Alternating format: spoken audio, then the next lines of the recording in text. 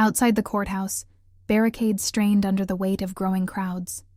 Protesters shouted, supporters chanted, camera crews scrambled to find the perfect angle. The scene felt less like a trial and more like a revolution brewing on live television. Inside, the courtroom was still, cold. A storm of information had broken over it in the last 24 hours. Karoline Leavitt sat with her legal team, staring straight ahead. Calm, focused. But everyone knew the next witness could change everything. The judge cleared her throat. "Call your next witness," she said, eyes locking on Karoline's side. "We call Maya Brennan," her attorney replied. A murmur swept the gallery. Maya Brennan, a former producer at Global View Media, one of the largest news networks in the U.S., was a respected journalist once praised for her integrity. But a year ago, she vanished from public view. No one knew why. Now, under oath, she walked into the courtroom. Dressed in navy blue, her hair tied tightly back, Maya looked like someone carrying weight heavier than truth. She took her seat, adjusted the microphone, and looked up. "Miss Brennan," Karoline's lawyer began, "you worked at Global View Media for over 15 years. Why did you leave?" Maya took a breath. "I was asked to lie." The courtroom froze. She continued, her voice trembling only slightly. "After the 2020 election, we were given a shift in editorial tone. I was part of a strategy meeting where it was made clear certain narratives needed to be discouraged." "Which narratives?" "Anything suggesting the media had bias. Anything showing Trump supporters as rational. Any whistleblower claims about federal programs targeting speech." The lawyer leaned in. "Was Robert De Niro involved?" Maya nodded. "Yes, I was part of the coordination team. He received early talking points through a contact at our network. Sometimes we tailored segments based on what he would say in interviews. It was part of a joint initiative." The courtroom rippled with noise. The judge banged the gavel. Silence. Karoline's lawyer showed an exhibit on screen, a thread of internal emails. One from Maya read, "Robert will hit the threat to Democracy Line next week. Let's prep the Sunday panel to echo that angle." Another response. "Already locked in. Socials will push that phrase trending by Monday. Echo line running perfectly." De Niro shifted in his seat. He leaned toward his lawyer, whispering urgently, but there was no saving this. Karoline watched him. Not smug, not angry, just steady. She wasn't here to destroy a man.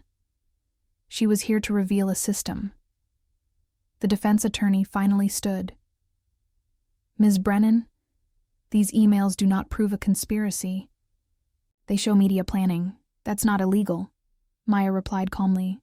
"No, but we weren't planning coverage. We were engineering belief." The defense lawyer pressed harder. "So you're saying actors, journalists, politicians, all work together to manipulate the public?" She didn't blink. "Yes." "And you have proof?" Maya leaned forward and placed a flash drive on the evidence table. "This contains recordings of 2 private strategy calls, one with De Niro's media agent, one with a former Senate aide. Both directly discuss Echo Line." The courtroom lost its breath. The judge narrowed her eyes. "We'll review the material. Court is adjourned until tomorrow." As the gavel dropped, reporters flew out of their seats.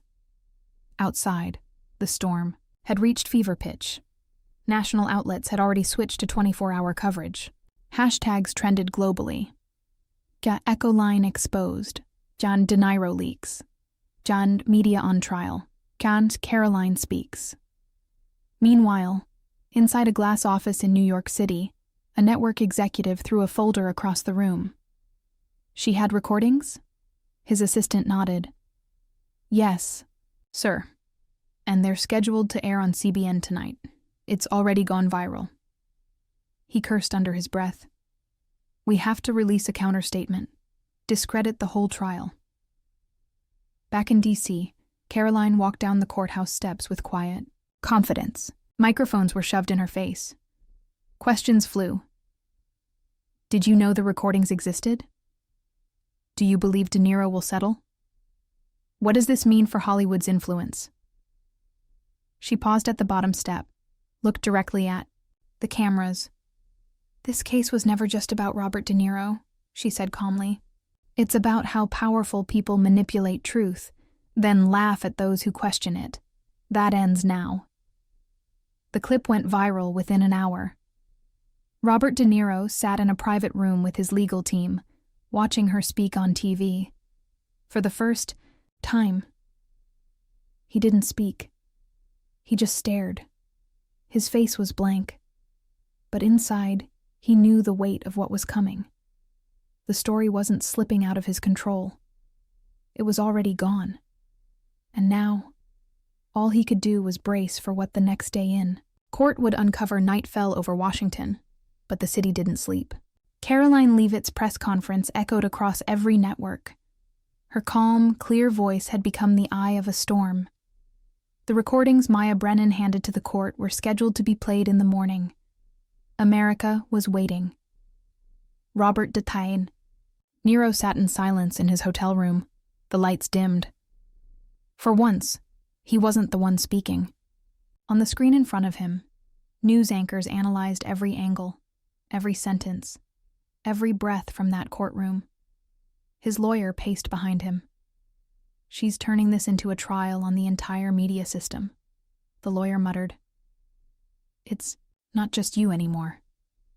De Niro didn't respond. You want to know the worst part? The lawyer asked. Maya Brennan's voice. On those tapes, it's real. She names you. She says your words were timed with media strategy, that you knew. Now De Niro turned. And what do you want me to do? Say it's all true? That I was a puppet? His voice cracked. The lawyer paused. If this goes on, and the court accepts those recordings, you'll lose. Not just money, legacy, reputation. You'll become a symbol for everything people hate about powerful elites. De Niro's hands gripped the armrests. I was trying to protect democracy, he whispered. Even if that means controlling the narrative, the lawyer shot back. Even if you silenced people? No answer. Across town, Karoline sat with her team in a quiet room, sipping coffee. Her chief strategist slid a folder toward her. International media has picked it up, he said. Echo line is trending in Germany, France, even Japan. People are connecting it to their own media manipulation problems. Karoline nodded. Good. The more they see this isn't just an American issue, the harder it will be to bury it. A junior aide entered the room, holding a phone. You should see this, he said. It was a clip, leaked just minutes ago. Robert De Niro in a private call from last year. A strategy session. His voice. We can't let that MAGA girl speak unchecked. She's dangerous. She makes people believe the system is broken. Another voice. What do you want us to do? De Niro. Flood the cycle. Discredit her. Use the threat to democracy label. It works. Karoline leaned back in her chair. The room was silent. It's not just media control anymore, she said. It's character assassination. On purpose. With strategy. The next morning, the courtroom was packed beyond capacity. Extra security had to be called. Members of Congress were in attendance. Celebrities, too. Everyone wanted to witness what was coming. The judge called for order. Proceed, she said. The prosecution plugged in the flash drive. Your Honor, Karoline's lawyer said, this is recording A, taken from a private media briefing, verified by 2 independent labs. The audio played. Maya's voice was calm, professional. The De Niro angle will be pushed this week. Will echo the threat to democracy narrative across networks. We've already seeded keywords. Twitter support is prepped. Instagram influencers are ready. Then came another voice. What if she pushes back? Maya. Then we shift to discredit mode. Use the no experience attack line. If needed, we'll edit clips out of context. Gasps filled the courtroom. Then De Niro's voice. She's just a puppet, a child. Nobody will listen to her if we break her public image fast enough. Karoline didn't flinch, but De Niro did. His face tightened. His fists clenched. The judge turned slowly toward him. Mr. De Niro, would you like to respond? He stood. Slowly. The courtroom cameras zoomed in. He cleared his throat, but his voice was heavy. I said those things, he admitted. I believed them. I believed she was dangerous. I believed controlling the message was necessary. But maybe we crossed the line.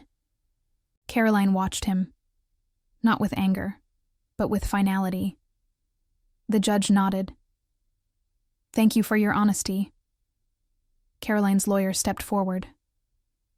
Your Honor, with the court's permission, we would like to present one final document. It links Echoline to 3 political consulting firms and a federal agency. The gallery gasped again. The judge hesitated. Do you have the document? Yes, the lawyer said. It's on record, under seal. De Niro's face went pale. The court adjourned for review. Outside, reporters exploded onto airwaves. Karoline Leavitt may have just connected the media's most powerful machine to a federal influence program. Robert De Niro, once Hollywood's loudest voice, now finds himself at the center of a scandal that's shifting global trust. In news. That night, as headlines spread across continents, Karoline received a call, a voice she hadn't heard in months. Karoline, the woman said, it's time. There's more. And I think the public is finally ready. Karoline sat down slowly, heart racing. The war wasn't over. It was just beginning.